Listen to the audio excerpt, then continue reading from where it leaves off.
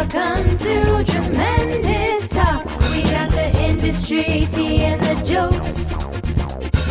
Actors, directors, musicians, and more. You're listening to Tremendous Talk. Hello, and welcome to the Tremendous Talk podcast. My name is Law, and I am tired today. And my name is Ash, and I have a belly full of pancit.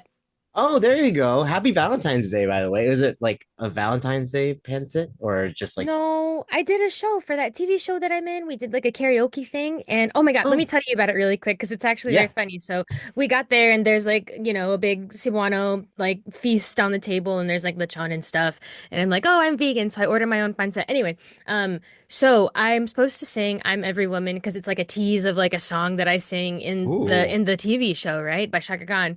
And so I get on there and it's karaoke. It's the Filipino Olympics, essentially. I'm there, like at the end of the first verse, the microphone breaks. The XLR cable on the microphone flies off. It can't be connected back, like super connectivity problem. So what happens is I keep singing the song a cappella, shouting to this room of dinner audiences that are watching this comedy karaoke show. And then the rest of the cast and crew from Made to Shine comes on stage and starts singing the song with me a cappella and dancing on stage with me. So it becomes like this That's like a movie. Filipino Mean Girls moment. Yeah. It was so funny. And Jared's my husband, he's recording it and he's like, that was like the end of a movie. That was crazy. Yeah. It was so fun. Like truly one of those like disasters that ended up in so much joy. Like everyone's just on stage laughing and dancing. It was a good time. Well, what can you say, Ash? Maybe you were just made to shine. Oh, but well, that's exciting. That's actually a really funny story. That's very much out of Mean Girls. Now that you said it, I see the vibe. But that's cool. That's nice. It was a good time. Yeah. Why are you tired, Law? Did you do something fun this morning? I helped shoot a little training video for a burger company. I won't say which one just in case, but it was a very early morning, like 4 a.m. I think I left, and then and my call time was 5, but I wrapped early enough to make it here and get this done. I did take a nap, kind of. My mom was texting me. But good. Did they give you a burger at least? They made 6 different burgers through the shoot. I think I consumed collectively about 3. Oh, that's a lot still. It's a lot of burgers. Did they give you a bucket? Burgers. No, they did not give me a bucket. Double the character burgers. had to finish a lot of the burger and then complain about it. So I see why it's a training video now. Yeah, they filmed me consuming a lot of the burger in real life. So luckily, I don't have to go to the hospital. But if I had to choose a hospital to go to, it'd be the PITT. Well, maybe it's so frantic in there, but sorry, trying to segue. But today on the Tremendous Talk podcast, we are speaking to Amielynn Abellera from Max's newest, highly anticipated medical drama series, The PITT. You like that? No, not bad, right? I'm sorry. It really caught me off guard. Yeah. I was like, you're taking me on a journey, buddy. I don't know where you're going. Anyway, The PITT. The PITT follows the daily lives of healthcare professionals in a Pittsburgh hospital as they juggle personal crisis, workplace politics, and the emotional toll of treating chronically ill patients, revealing the resilience required in their noble calling. It's a good show, y'all. It's a very good show. It's very intense. I'll say that. We'll get into kind of like the realism of it as well. But in the show, Amielynn plays Perlah, a Filipino Muslim nurse, breaking new ground in medical dramas with representation that is very much needed on screen these days. Yeah, dude, it's kind of crazy. Like, we don't have that much Filipino representation on medical dramas. And so seeing not only like spoiler alert, 5 seconds into the TV show, 2 Filipinos talking Tagalog to each other. Right away, yeah. Epic stuff. And you may have seen Amielynn, she's an award-winning actress, which is super cool. Like, that's really legit. I love that. You've seen her in Bosch Legacy, The Cleaning Lady, NCIS, Shrinking, so much more. She's been in quite a lot of things. Like, she plays a really wonderful character. I can't wait to get more into it on this. But,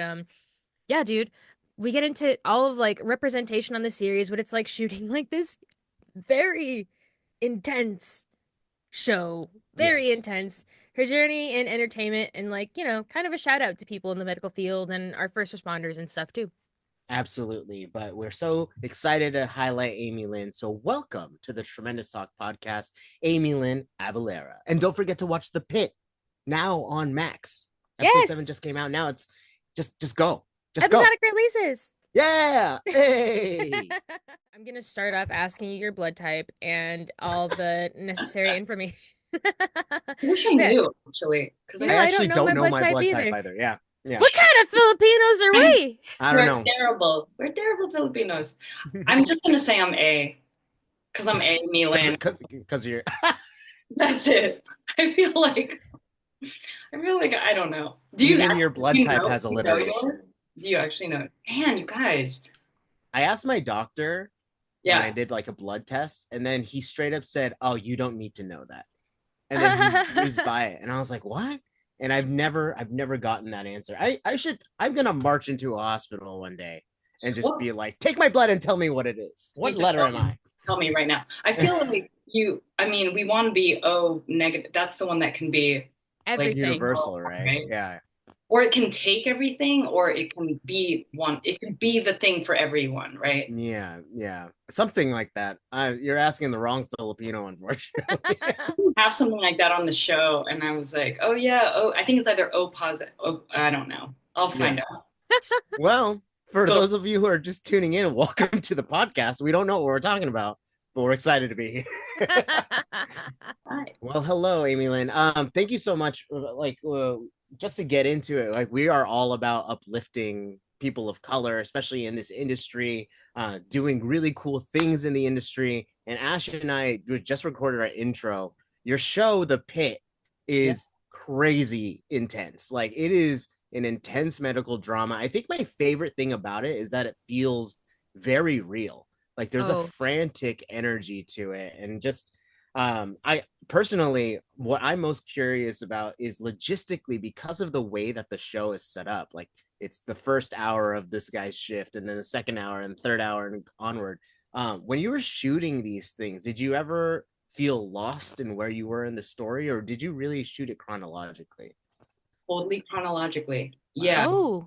Like day one was the first scene, and then they're actually adamant about shooting it chronologically, mostly because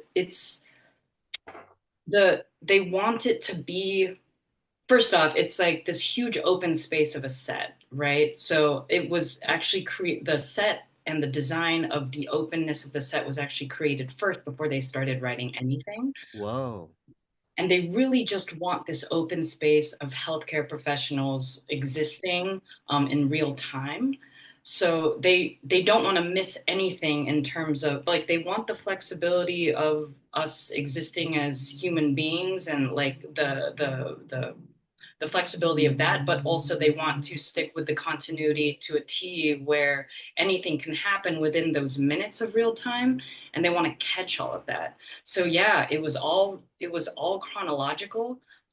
Which, this is a brand new experience for me to shoot something like from the beginning in that way. So it wasn't until I talked to people who have been series regulars on many shows where they're like, no, we usually consolidate everything for this character, yeah, and based on location and based on scenes and convenience for whatever they need. So I was stoked about it being in chronological because it does allow me to kind of know exactly where I am at all times, and where I'm coming from and where I'm going.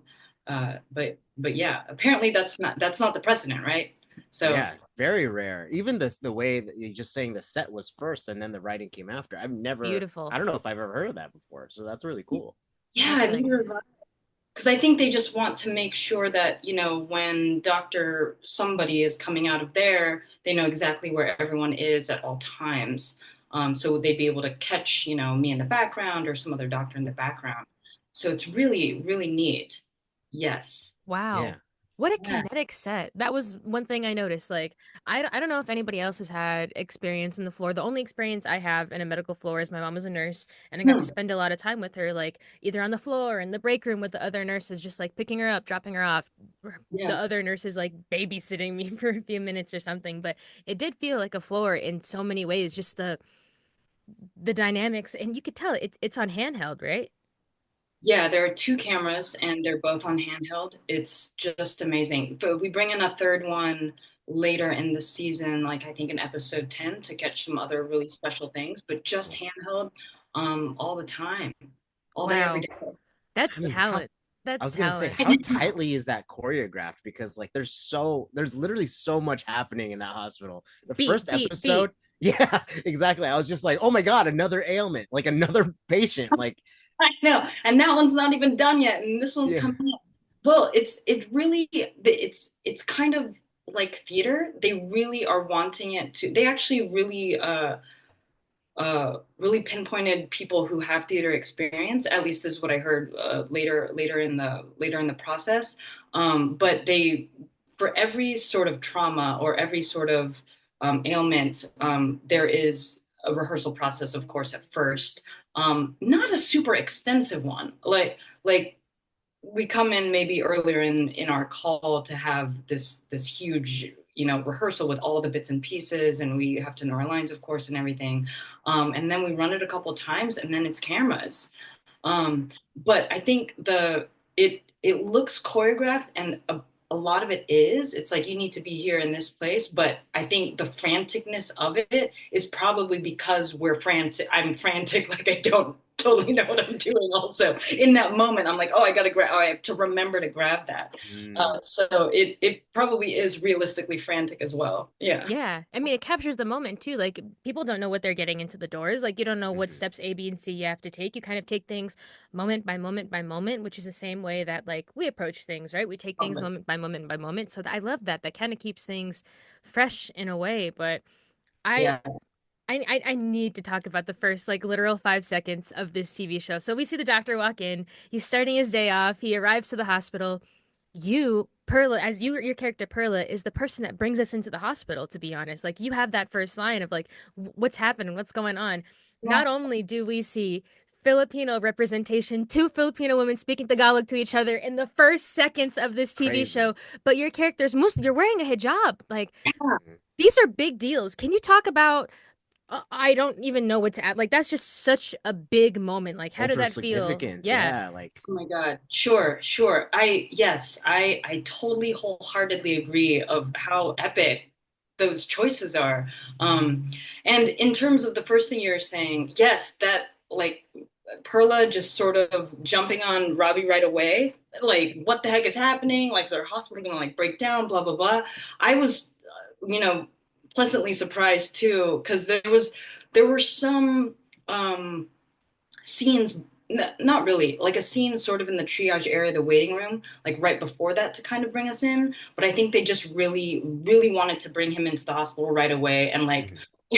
in the way that I feel nurses do, attack the doctors with like, what's this gossip I'm hearing about my job, right? And Yeah. like Filipinos are so outspoken, and I feel like they would do that. And so I think they wanted that energy right away, which I was so proud to bring, because that's just who Perla is. Perla, and yes, and also the representation of the two Filipinas, like Perla and Princess, just it's it's still a dream. It's Yeah. still like, let me wake up from this dream of how that is so showcased in the entire season.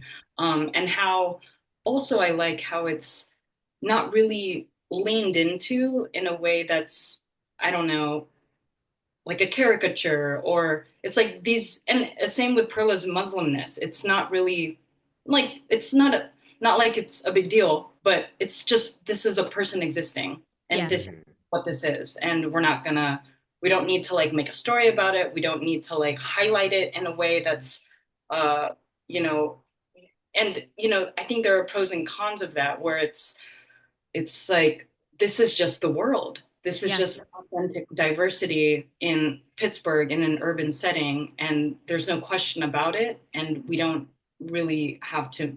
It's not a big deal, but that's just the world, and that's a big deal. So in terms of Perla being Muslim, that was so intriguing to me when we first auditioned, because it was in the breakdown. They wanted that. There were two Filipino nurses. One of them was Princess, and she's Princess, who she is, and Princess was, and And then there was Perla, who was Filipino and Muslim, and they both had to speak Tagalog, be able to speak Tagalog, and that was that. And so and the I am not Muslim. I grew up very Catholic. You know, all the Filipino Catholic everything. Are you guys Catholic? Did you guys grow up I Catholic? grew Yeah, up we Catholic. both Yeah, were raised 100%. Catholic. Me too. And I'm so curious as to other Filipino Americans like you, like what your sort of like introduction to Filipino Muslims Mm. is and was, because for me it was very scarce, and in a way where I kind of didn't know anything about it in any sort of real positive way. Mm. The only sort of perspectives I had was just a different, like the Muslims are over there, they're in the South, and it had a really sort of like harder context for, like, my parents didn't know how to talk about them. I think they're mostly just not knowledgeable about it, which isn't great, right? So it's just an absence. So I really had to do a lot of research as to where Muslims came from, what their experience is, what a hijab is, like what that has to do with anything in their daily life. Um, and it was challenging in terms of sort of managing my anxiety for representing this like minority within a minority. Yeah. Yeah. Yeah, because it was so absent in my life or in my education for for a denomination of spirituality. Hmm.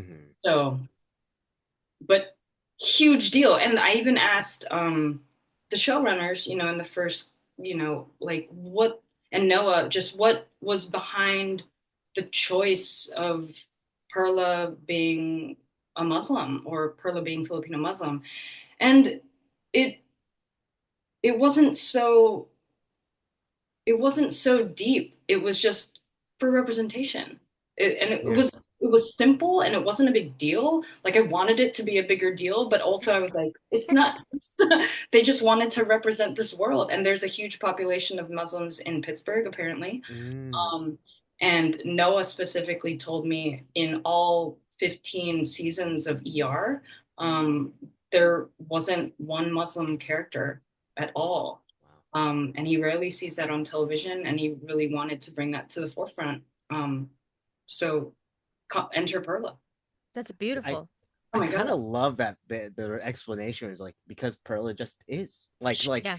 she just is, and I think that's awesome because you know I grew up in a mixed household. My dad is Hindu, my mom Catholic Filipino, and Yeah. when you ask like what was my understanding of Muslim Filipinos, I'm gonna be honest with you, I kind of don't think about it like until I was watching the Pit. I was like, oh yeah, I guess Filipinos can be Muslim. It's like a religious like a denomination. It's not specific to like any kind of racial, you know, group or anything like that. So it does kind of open doors to someone who is not informed like myself to kind of learn more about that and like exactly what you said, like where did Filipino must like how did they adopt that understanding and that belief. But yeah, really cool backstory. Thank you for sharing that. I also love just like the chisme that you and Princess Yeah. have. The Oh, side yeah. moments. Another bonus Filipino. Isa is Shout out to Isa. Filipino. Yeah. Like I love it. I love seeing it because like already as a hospital show or a medical show goes, I was just like, oh, we're covered, baby. Yeah. Yeah. No, and isn't it bizarre how there hasn't been of like Filipino nurses? Yeah. It is shocking. Almost laughable and ridiculous because you Yeah. go to Kaiser, and it's just 99% Filipinos. Yeah. Yeah. Yeah, exactly. Totally. Exactly. Yeah, it's just such a part of our culture and our history of being colonized and everything. It's like it's so strong in our Filipino world. So I don't know why thank gosh it's so showcased in here. 100%. And I also like that there's different types of, you have like Issa plays this like young, snarky kind of like, first, second generation Filipino who's like all about it and trying to like get the chest tubes and stuff like that. And we have you and Princess who are these different types of Filipino women. It's just like the depths and the nuances that you see between each person and stuff, to even the names of it, like your name being Perla, her Perla, name being yeah, Princess. yeah. Like it's just there's so many layers to this too. I also want to get into though, like Perla's so grounded. Your Mm. character, like whenever we pan to your character, like there's like, these like epic handheld tilts that are happening and stuff. We go to Perla, Perla knows what's going on. She's grounded, she's here, she knows all the information, she knows all the chismes on the floor, she knows what every single patient needs. Like it's such a grounding force. Like how is it putting the character together in that way once you got through the audition process, you have your character like bringing her to this grounded force who's obviously had her tenure on the floor and everything too. Like how did that feel? Thank you. Thank you for thank you for telling me that she's grounded. That's awesome. I'm glad that she received that way. Um, and yeah, I mean, in terms of who Perla is, she has been working in this hospital um, for at least 5 years with Noah's character, Dr. Robbie, and I think that is longer than most of the characters that you see. Most, of course, the medical students, and also I think even longer than Princess has been there. So because I know that a part of my story is that I was with uh, Dr. Robbie through COVID, and so Yeah. I'm like, okay, so she's like Pearl is in her like this is she's been here for at least 5 years. She knows this hospital in and out. Um, and she knows what she's doing. She's not afraid of the doctors. And she actually gets a kick out of, knowing more than them and sometimes showing it. But not in any sort of, patronizing way. She just can't be bothered sometimes. And I think that's also just similar to, I think, how Amielynn lives her life a little bit. Like, and I feel that I was so happy that she is like, even in all her dialogue, I can tell that she is grounded and she knows what she's doing, and the doctors ask her for, help and stuff. So I think I was happy to bring that sort of like capability and strength that I can pull from myself. At least I think that I hope and feel and hope that I have that in me. So that's fun. And I mean, like you said, your mom is a nurse, Ash, and like my dad is a physician as well. Ah. My mom is a nurse practitioner. She was a nurse and then upgraded to a nurse practitioner. So, I mean, I think another part of Perla and me is that this stuff isn't super foreign to me. Like, I actually was going to be a doctor before I became an actress. Yeah. Totally crazy. Like, I was pre-med, I was really on my way to medical school. And so this stuff is like I spent a lot of time in hospitals and clinics and my dad's office and my, relative's healthcare facility that they built. So it's all that stuff, all the stuff is not second nature, but it's familiar. And I really enjoy how I get to like lean into that and kind of, you know, portray this person who knows the stuff already. So yeah, Yeah. Absolutely. Go for it. totes. No, like I can feel it too. The way that like you sit, you can tell that you're very comfortable in the pit and what you're doing and the actions that you're taking. Like it does feel very organic in a way. I'd love to know if there's psychobiology. Is that what you studied? Yeah. Yeah. How did psychobiology affect your acting career? Because you went straight from studying psychobiology into your MFA, doing like fine arts and stuff. So I'd love to know because I feel like they're connected, but I can't place how. Yeah, I feel like they are too. I mean, I really it my major first at Clara University was psychology, and then I wanted it to be, a pre-med thing, so I added in that biology major, and then found that they had a psychobiology major. But that was again, since I come from this like background, like this familial pattern of all these healthcare professionals in my world, that was just sort of the model that I had of like what was, an admirable, successful career. Mhm. And I also, I mean, really enjoyed biology and psychology. I loved learning about human development and like like educational development and child development and all the sort of stuff. And I think that looking back on it now, I was always interested in arts and theater and movies and the process, or like watching an actor like live in that space of their mental emotional capacity. And so that has always interested me. And I think that fed into why I wanted to study psychology and then, like fall into the medical career.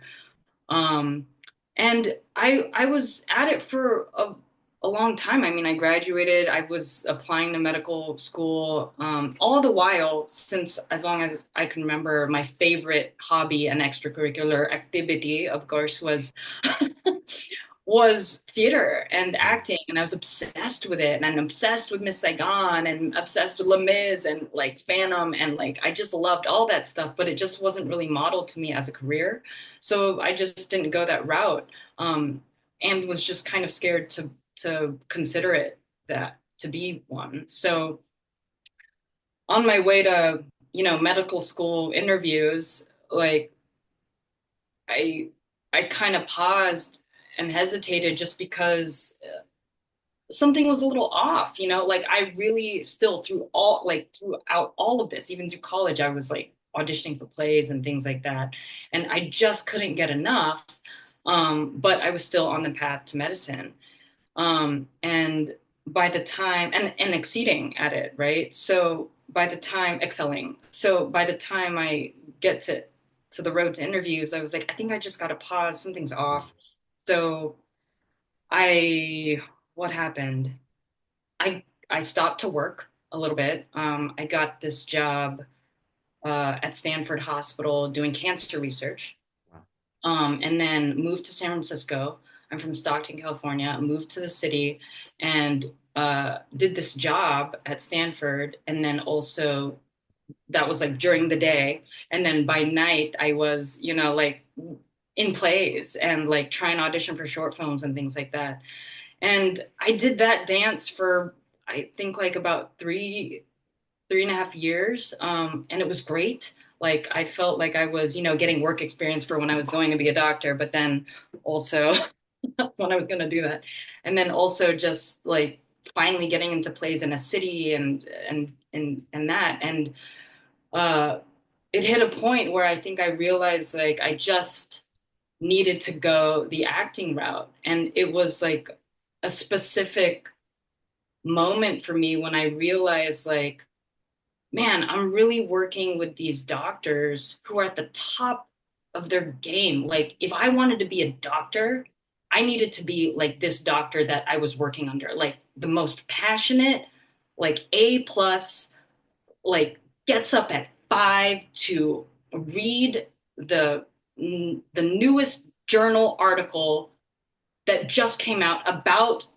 the procedure and like research protocol we were doing that day, and he'd be emailing it to me, and like I'm on the train reading it, and I just realized like I was never going to be that person, and if I wanted to be a doctor, I needed to be that doctor. But I was like, oh, he's emailing me this at 5 in the morning, and I was wanting rather to like learn my lines for rehearsal later that night, and I was like, this is not adding up. Like the passion that I have is over here. And so that was like a real, like, as a real switch for me, and a real like light bulb that took me 4 years to figure out, but thank gosh. And I just don't regret it. Like I quit Stanford, and then I kind of tiptoed into, I didn't have any formal training with acting. So I was like, let me audition for these MFA programs. That was like, yeah, Let me like audition. let me audition. Like if I have something to offer, if I get in, that maybe that means like there's something there. And I got in. I got into DePaul University in Chicago, and also at USC. And so yeah, I went to USC. This was 2008, and then like never looked back. But Wow. so happy that I had that experience to like shut down the doctor thing Yeah. and not have any regrets. Like, and you know, because it was really scary for me. Like, I think those 4 years I was living in a lot of fear of like, well, this is awesome and making me happy, but like completely not stable, Yeah. completely not consistent. And it's Yeah. still not like that. It's still not consistent and stable. Being a doctor would be a much better, mature feeling choice, I guess, to everyone. So, but yeah, that was the path to getting to, you know, zero to MFA program. Wow. I think it's great that even as a character that's in the medical profession, you're qualified. Like I always make the joke that like maybe I get to play a nurse one day and my mom will be proud of me. Now I know I don't even have that. I can't even have that because there's people like you who exist. But I'm also from the Bay. Like I'm from San Jose. I used Oh, to I used to like I loved being by Santa Clara University. You remember like that the chicken wing place like what's it? um, Oh, what's it oh called? my god, I can't remember now. Cluck You is I think Cluck what You. and Cluck then You they is had the so hot wing challenge. I remember doing I that tried as it. a kid. Did you try it? It's I tr- so, I I couldn't do tried it. my friend's sauce because he did the whole thing. I knew I couldn't handle it, and that one dab, I was like, nah, Dude, not doing there's that. like Ash, there's like levels from like mild to like like to 11 or 12, and there's a Yeah, challenge. If you can eat, I think it's 12 wings it's something like with that. lemon Yeah, sauce in 10 minutes, then you get a shirt and you get like the meal for free and you get like your picture on the wall. But like people would go in there and then like huge dudes who are like, I can take it. Dude, I'm bro, let's do it. Like want two wings. They're like like vomiting. yeah, Like it's bad. they could it was bad. But there's some people that could do it. It's like The hot one. I had the one. one the one that they do like they do like this thing where they're like you can't drink or and you have to wait 5 minutes after you eat the wings to be a certified winner Right. because people will Oh like yeah, and you can't I think you can't drink milk or like you I can't don't think you can even drink water. It's like very strict. Yeah. yeah. Okay, guys, I'm gonna be real. I think I could take it, but I'm vegan. Like put me on hot ones. Just give me some like celery sticks or They do something, and I will blow people they have vegan away. wings on hot ones. They They do have Yep. have vegan vegan wings on hot Oh, ones? I didn't know that. Oh so my I God. love that show so much. I do think there's a lot of parallels to what we're talking about, and that like these big dudes that come into the pit and they're like, just give me morphine. Like all of that. I think there's so many parallels and just the Yeah. journey that you've taken from like, your beginnings and being curious about this too. I think that's also very relevant to students that go into medicine. Like, and there's a saying in acting, right? Like if you could even imagine yourself doing another job in the acting and creative field, Mhm. go do Go. that job instead. And Yeah. that's Yeah. what you experience, but on the other side, that's so cool. Like Mhm. everything is connected. It all comes back to zero at the end. Like it all brings you back to home. Cool. Thank you. Yeah. Thank you. Love it. Thank you. Thank you for asking. Thank you for letting me share.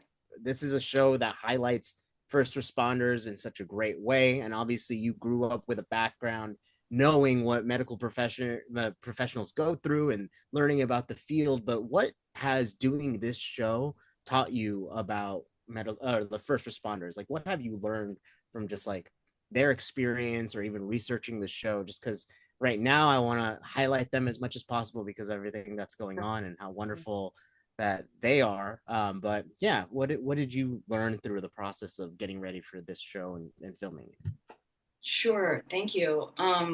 Yeah, it something that really sticks out to me, and it's almost, I can't believe I didn't think that is the impact of COVID on the first responders. Like, and I mean, and that's what really the pit is about, following Dr. Rabinovich's story, Noah.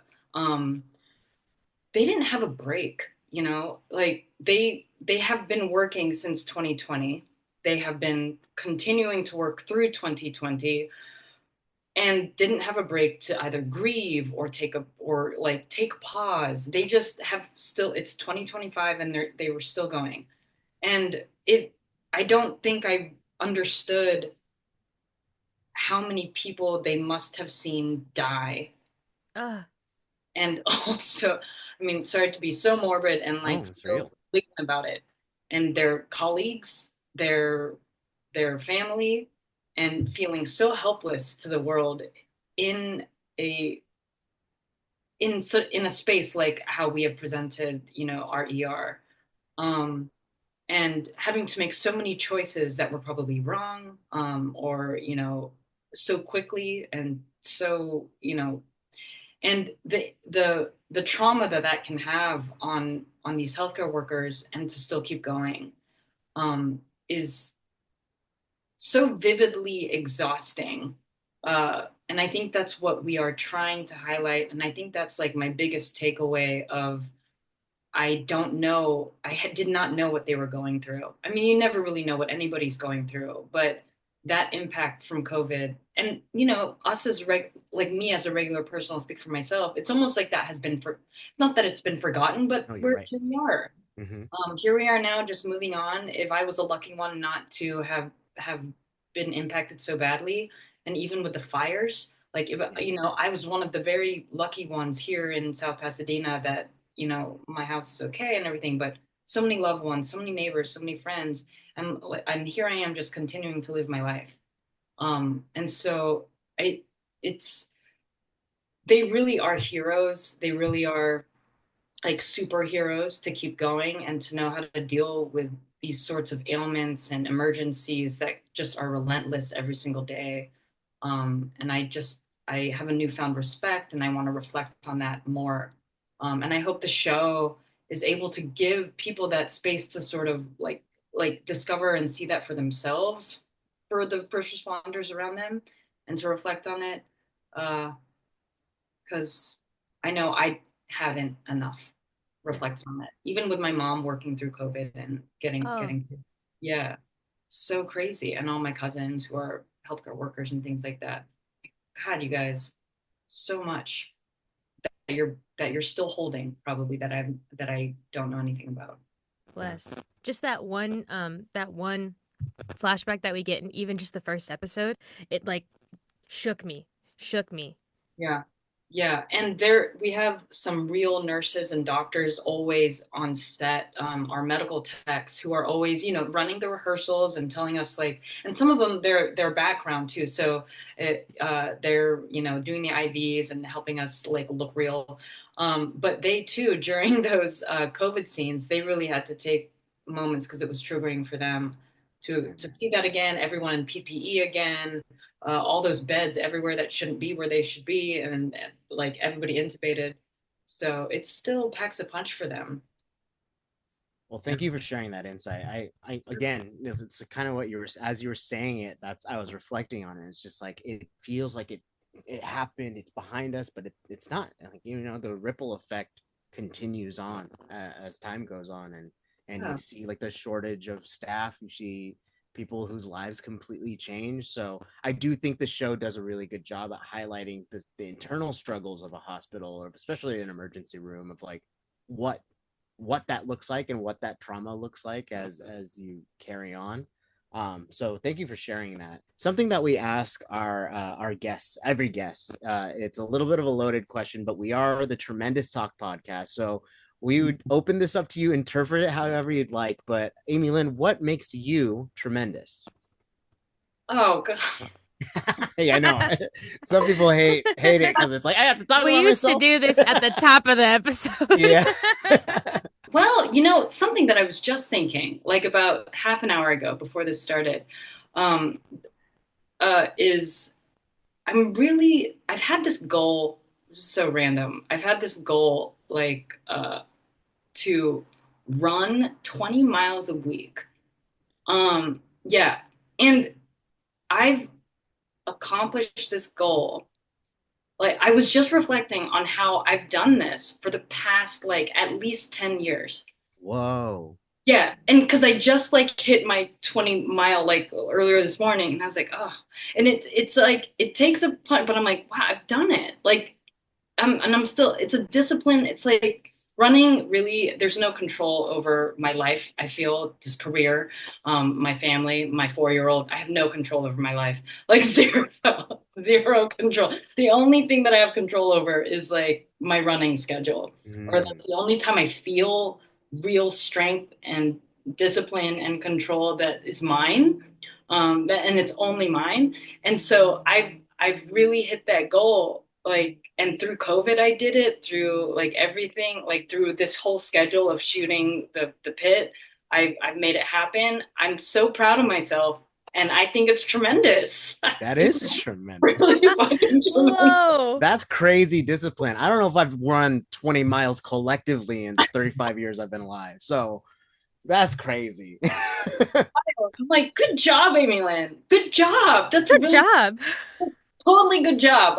Yeah. So that, I think that's pretty tremendous. It is very tremendous. And you're a mom. I didn't you done this all while you have a 4-year-old. Yes. Her name is Sampaguita, which Sampaguita. Oh, that's pretty. Yeah, I know. Yeah, it's really wonderful. Yeah, we call her Sampi, Swamper. Oh. Yeah, she's turning 5 in May. She's really wonderful. She rules our life, but it's just the best. And 4, I think, is my favorite age. I mean, sure, like everything before, it's all cute before, but I feel like I would have another child if they came out and were like 4 years old. Because at 4, they're like a human now, right? It's They not can just talk, like they got a opinions. thing.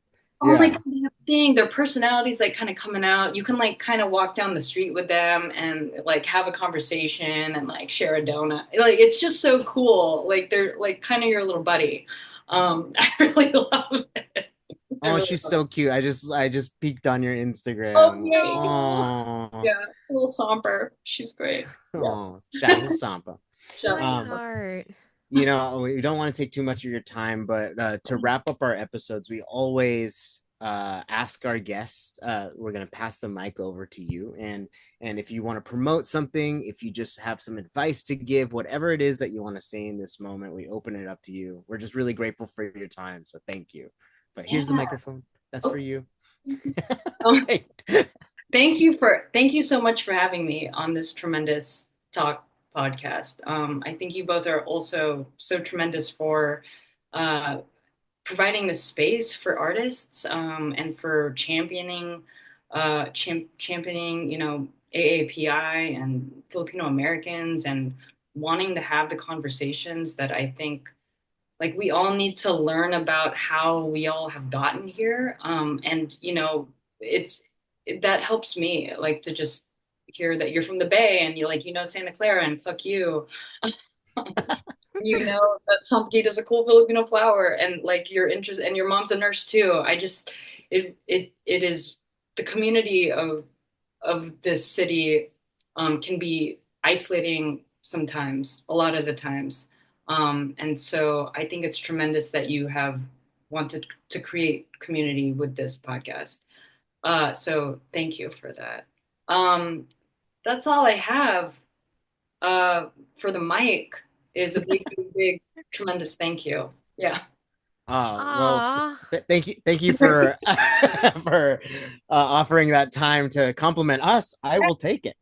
Wow, and let us compliment you really quick too. Catch episodes of the Pit streaming now on Max. It's on Max right now. Yeah, episodes are releasing. You know, we're going through every hour of the day. We got a couple more hours to go, so please check this out. Many. You're so amazing in it as Perla, and I can't wait for like the story to progress and for us to see like all these moments there. This is one day. One day It feels so real and tough, and some parts are hard to look at because it's like gross, but it's like that's reality of what you know is going on in an emergency room. Gonna get crazier, guys. Oh, I believe it. I'm like, we're only at 1 p.m. right now, so. Thank you. We got a whole shift to go, and hopefully halfway through the shift, I feel, and a shift is only supposed to be 12 hours, so I don't know why there's 3 more hours tacked on, if you know what I mean. Good point. Oh, a little foreshadowing happening there. I just that's the spoiler, but yeah, crazy, and there's more Tagalog coming. So that'll be heck yeah. We'd love to hear it. So amazing. You guys speak Tagalog? No. My mom is Visayan. And so Okay. therefore My I don't mom's speak Visayan. anything because she wanted me to not learn that one. Yeah. Yeah. I don't actually speak Tagalog. I'm not fluent at all. I've been learning, I've been taking some You lessons. sound great. Thank you. I really want it to be in Samkita's life. It's like recently in my adult life in the past like 5, I don't know, years, where I'm like, I really want this. Like, it's good I really want this for my career. I want this to be a part of my artistic whatever. Yeah. But I'm so mad at like my parents for not teaching us. That's a whole nother podcast, girl. We could talk about that for I know. hours. Yeah, totally. I hear you. But yes, one day we'll talk about that.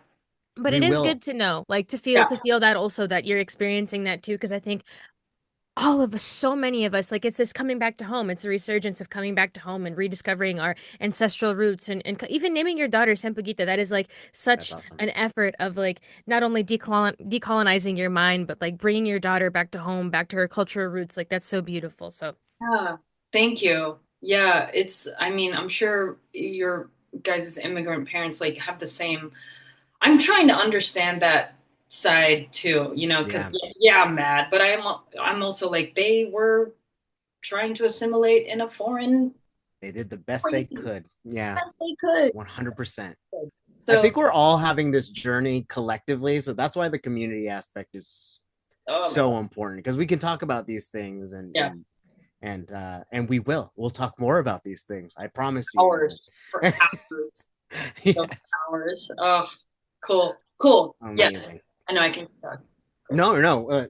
Usually our episodes used to be an hour, and then we cut them to be shorter so that they were easier for the talent. But then sometimes talent is just like down to chat, and so it's nice, and your talent, by the way, you're talented as well, and we're so grateful for having you on the podcast. But thank you so much for your time, and Thank you. watch the pit, everyone. The Tremendous Talk podcast is produced by Lawrence Sharma, Ashley Rapuano Sanchez, Gabriela David, Joseph Feralde, and Jeremiah Abraham in collaboration with Tremendous. The Tremendous Talk podcast jingle is by Jared Sanchez and Ashley Rapuano Sanchez, produced at Amsterdam Records.